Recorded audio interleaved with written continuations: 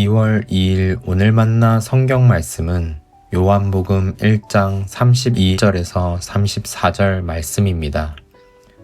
요한이 또 증언하여 말하였다. 나는 성령이 비둘기같이 하늘에서 내려와서 이분 위에 머무는 것을 보았습니다. 나도 이분을 몰랐습니다. 그러나 나를 보내어 물로 세례를 주게 하신 분이 나에게 말씀하시기를 성령이 어떤 사람 위에 내려와서 머무는 것을 보거든 그가 바로 성령으로 세례를 주시는 분임을 알아라 하셨습니다. 그런데 나는 그것을 보았습니다. 그래서 나는 이분이 하나님의 아들이라고 증언하였습니다. 아멘. 오늘 만나로 만나주시는 하나님을 기대합니다. 해외여행이나 초행길을 갈 때 목적지에 이르기 위해서는 표지판이 참 중요한 역할을 합니다. 어느 방향으로 얼만큼 가야 하는지 잘 안내를 받아야 하지요. 그런데 이렇게 중요한 표지판이라 해도 목적지를 가리키는 역할을 하지 그 자체가 목적은 아닙니다. 그런데 한 사람이 표지판 앞에 멈춰서서 표지판을 바라보는 데에만 시간을 다 보낸다고 생각해 보세요. 얼마나 안타까운 일입니까?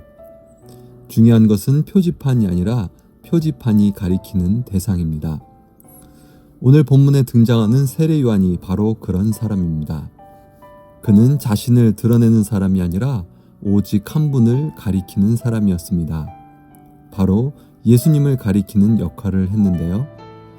그래서 오늘 말씀에서도 세례 요한보다 그가 가리킨 예수님이 어떤 분이신지에 초점을 맞추어 말씀을 살펴보려 합니다. 오늘 말씀은 성경의 구원 역사의 흐름 속에서 매우 결정적인 장면입니다. 세례 요한은 예수님께서 세례를 받으실 때 성령이 비둘기처럼 내려와 그 위에 머무르시는 것을 보았다고 증언합니다. 그리고 이 장면을 통해 예수님이 누구신지를 분명히 선포합니다. 예수님은 성령으로 세례를 베푸시는 분, 그리고 하나님의 아들이십니다.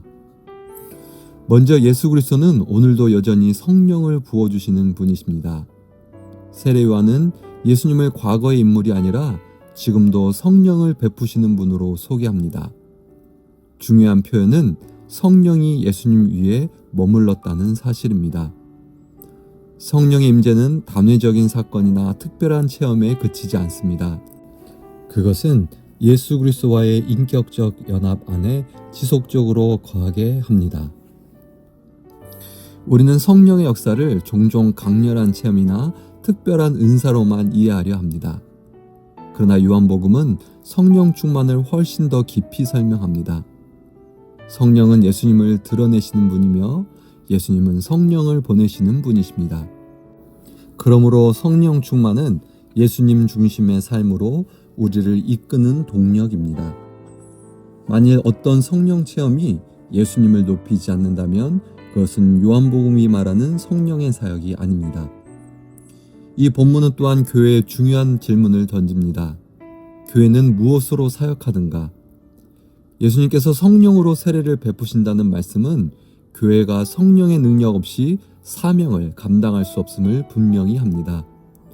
예수님조차 공적 사역을 시작하시기 전에 성령의 임재 가운데 서 계셨습니다. 그렇다면 예수님의 몸된 교회 역시 같은 영에 의해 움직여야 합니다. 오늘날 교회는 전략과 프로그램, 조직과 시스템에 익숙해져 있습니다. 그러나 오늘 말씀은 교회가 존재하고 사역하는 유일한 근거는 예수님께서 부어주시는 성령임을 다시 일깨웁니다. 성령 없는 교회는 생명이 없는 교회이며 예수님과 분리된 기능적 조직에 불과합니다. 혼란한 시대일수록 교회는 더욱 예수님께부터 성령의 흐름 가운데 살아가야 합니다. 세례 요한의 증언은 여기에 멈추지 않습니다. 그는 분명히 고백합니다. 내가 보고 그가 하나님의 아들이심을 증언하였다. 예수님을 하나님의 아들로 고백하는 것은 단순한 지적 동의가 아닙니다. 그것은 삶의 주권을 예수님께 드리겠다는 선언입니다. 초대교회에서 이 고백은 생명을 걸어야 하는 급진적인 고백이었습니다. 오늘 우리에게도 이 고백은 여전히 삶의 방향을 바꾸는 힘을 줍니다. 마지막으로 이 본문은 신앙의 여정을 이렇게 정리합니다. 보는 것에서 증언하는 것으로 나아가라. 세례요한은 내가 보았고 그래서 증언한다고 말합니다. 진정한 신앙은 체험에 머물지 않고 삶으로 드러나는 증언으로 이어집니다. 직장에서의 정직, 관계 속에서의 겸손, 약자를 향한 사랑은 모두 예수님이 누구신지를 보여주는 증언입니다. 오늘 우리는 표지판에 머물지 않고 그 표지판이 가리키는 예수님을 바라봅니다. 그리고 세례요한처럼 예수님을 증언하는 오늘 하루 우리의 삶이 되기를 간절히 소망합니다. 기도하겠습니다. 성령님을 보내시고 우리와 동행하게 하시는 예수님, 우리가 우리 삶의 목적이자 삶의 이유 되시는 주님을 바라보며 살게 하옵소서. 성령의 임재를 단지 체험으로 소비하지 않고 예수님과의 관계 안에서 날마다 새로워지는 삶으로 살아가게 하옵소서.